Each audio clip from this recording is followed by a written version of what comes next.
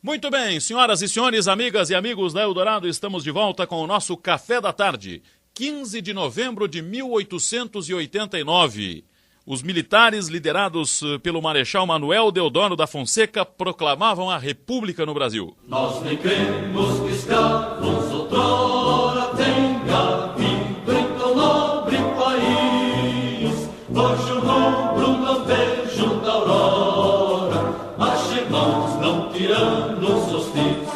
Com a República proclamada, Dom Pedro II deixava de ser imperador do Brasil. O Brasil abandonava o regime monárquico nascido no dia 7 de setembro de 1822. Brava gente brasileira, longe vá, temor servir, ou ficar a pátria livre, ou morrer pelo Brasil. Monarquia versus República é o assunto de hoje no Café da Tarde, discutindo um pouco da história administrativa do Brasil.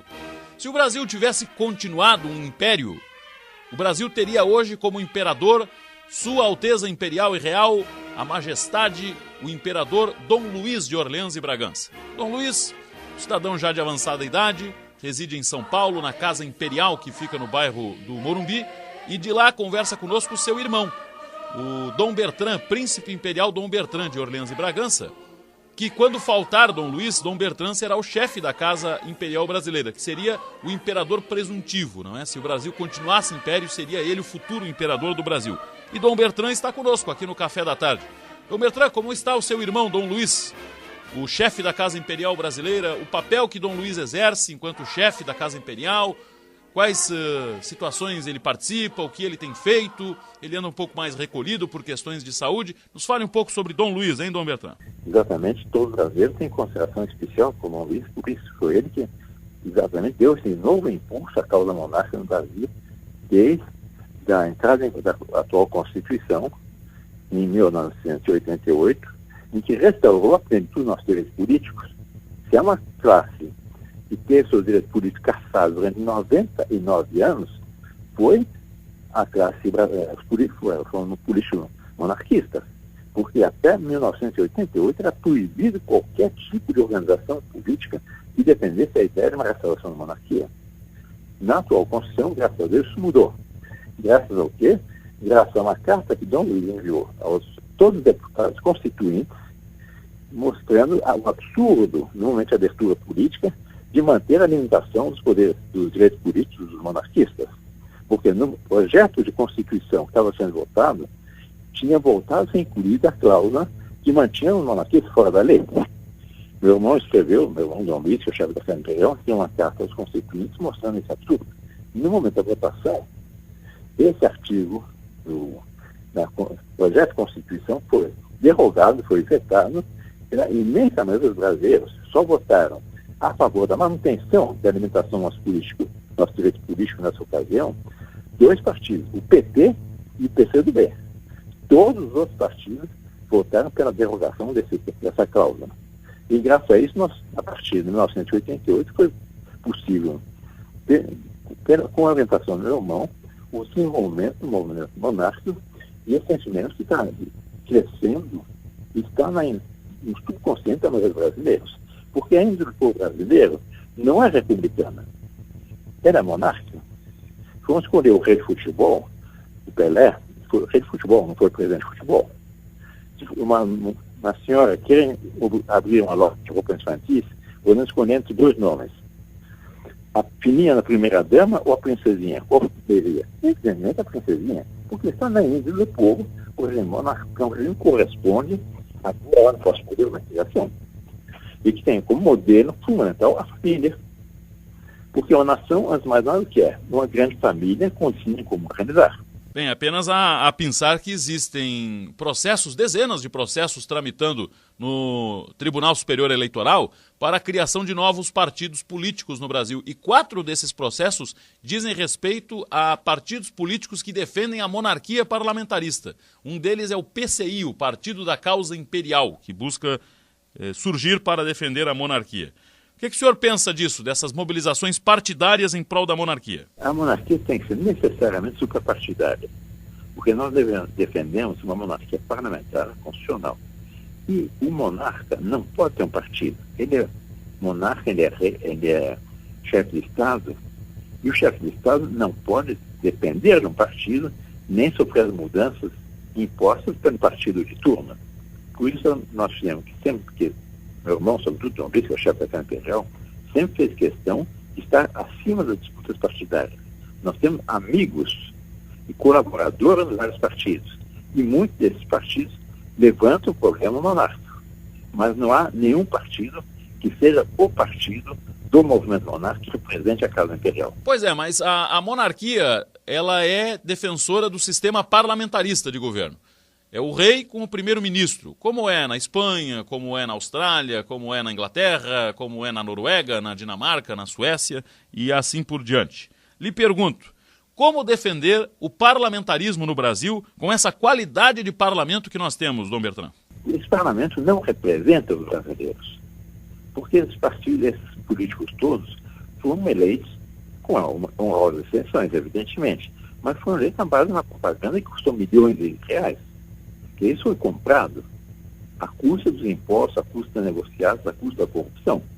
Então, que esses inquéritos todos, Lava Jato, etc., estão mostrando.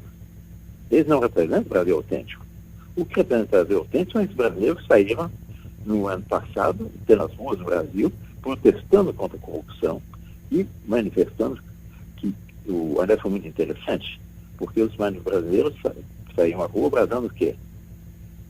A nossa bandeira verde e amarela e jamais será vermelha. Quer dizer, era um protesto contra um governo, o governo do PT, que queria explicitamente impor o regime socialista no Brasil. Isso está reconhecido pelo Lula, textualmente é uma entrevista, essa entrevista no jornal El País de Madrid, em que o Lula diz textualmente que o que eles querem é fazer do Brasil um país socialista. Foi o que fracassou todos os países do leste europeu. E eles queriam impor isso à força no Brasil. E os brasileiros saíram exatamente protestando. Minha bandeira verde e amarela jamais será vermelha. E também, o que eles diziam? Qual era o outro slogan? Quero o meu país de volta. Isto é, estão roubando o nosso país, nós queremos nosso país de volta. Nós queremos um regime que realmente nos represente. E não aceitamos mais essa corrupção política. Hoje, essa classe política é a classe mais desmoralizada do país. E isso não quer dizer que não haja bons brasileiros que possam eleitos. Não império, haja um parlamento. Esse parlamento é um exemplo de moralidade. Isso está historicamente provado. E exatamente é esse Brasil que saiu às ruas e que quer representantes que realmente sejam dignos do posto e da sua missão. Queiram servir à pátria e não servir-se da pátria. Bom, nós estamos em algumas discussões, de novo, a respeito da entrega do patrimônio público, não é? A privatização do patrimônio público. O que a monarquia pensa disso? Por exemplo, na semana passada, o presidente Michel Temer tratou da privatização da Petrobras. A monarquia é privatista ou é estatista, Dom Bertrand? Nossa posição é fundamentalmente privatista.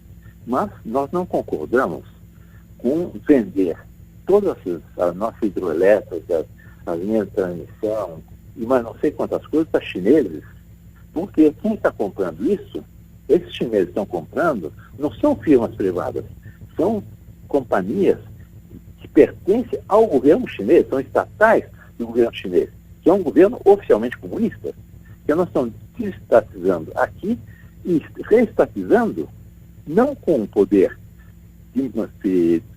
orientado aqui pelo Brasil, depende dos brasileiros, mas é um poder que depende do Partido Comunista Chinês. Isso nós somos fundamentalmente contra.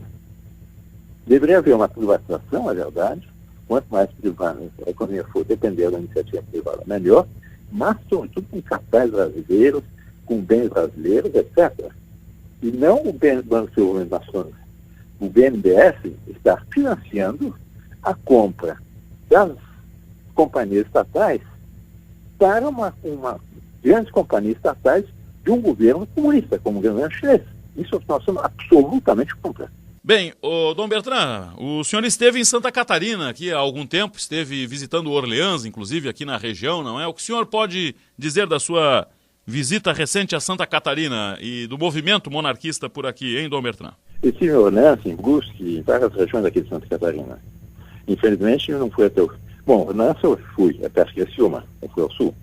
Aí, mas já faz um ano, mais ou menos. Pois não, mas que impressões o senhor colheu do movimento monarquista aqui em Santa Catarina? Ele está organizado, ainda não? O que o senhor pode dizer do movimento da monarquia aqui em Santa Catarina, Dom Bertrand? Está muito bem, muitíssimo bem.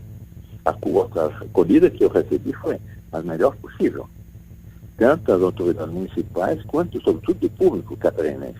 Bem, uma pergunta que imagino lhe cative uma série de opiniões, não é?